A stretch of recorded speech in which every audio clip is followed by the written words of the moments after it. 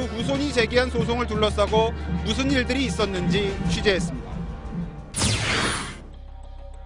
이해승은 1890년생으로 철종의 생부인 전계대원군의 5대 손입니다.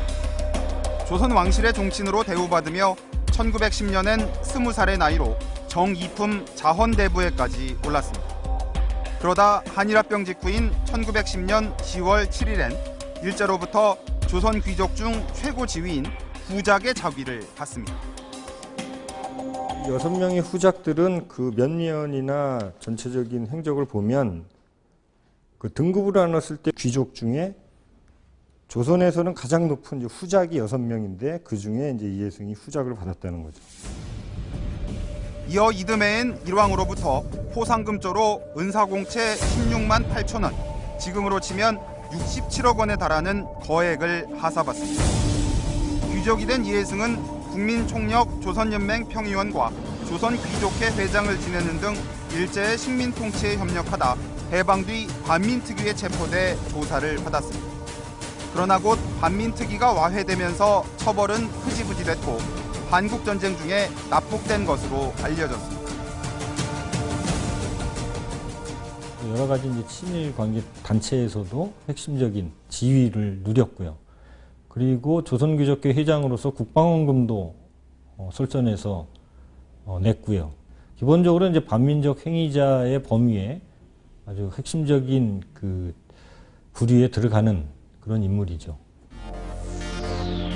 이러한 이력 때문에 지난 2006년 출범한 친일 반민족 행위자 재산조사위원회는 이해승을 친일 반민족 행위자로 규정하고 후손에게 물려준 땅을 모두 국가로 귀속하기로 결정했습니다. 광복 60년이 지났지만 당시까지 후손 명의로 남아있던 토지만 해도 전국에 걸쳐 192필지에 시가로 323억 원에 달했습니다.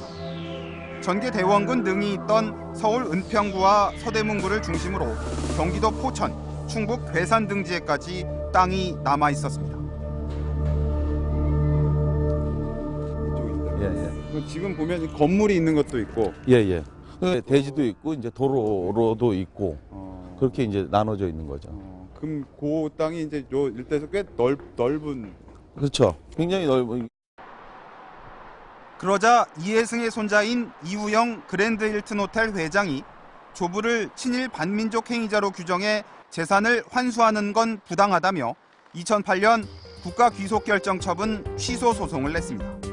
1심인 서울행정법원은 이해승은 한일합병에 공이 있음이 인정되어 부작자기를 받은 것으로 보이고 재산 역시 친일 행위의 대가로 취득한 것으로 추정된다면서 후손의 소송을 기각했습니다.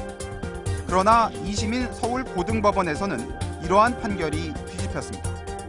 한일합병의 공으로 자위를 받았다고 보기 어렵고 이에 따라 재산을 국가 귀속 처분한 것은 위법하다며 후손의 손을 들어준 겁니다. 국가가 즉시 대법원에 상고했지만 대법원은 중대한 법령 위반 등을 다투는 사안이 아니라는 이유로 별도의 심리 없이 원심을 확정하는 심리불속행 기각이란 절차를 통해 2심 판결을 그대로 확정해버렸습니다. 이 판결에 대해서 지금 대법원이 어떤 구체적인 판단을 하지 않았을 판단을 회피했습니다. 그 본안에 대한 이런 내용 판단도 못 받아보고 끝난 거죠. 사법부는 왜 이런 판단을 한 걸까?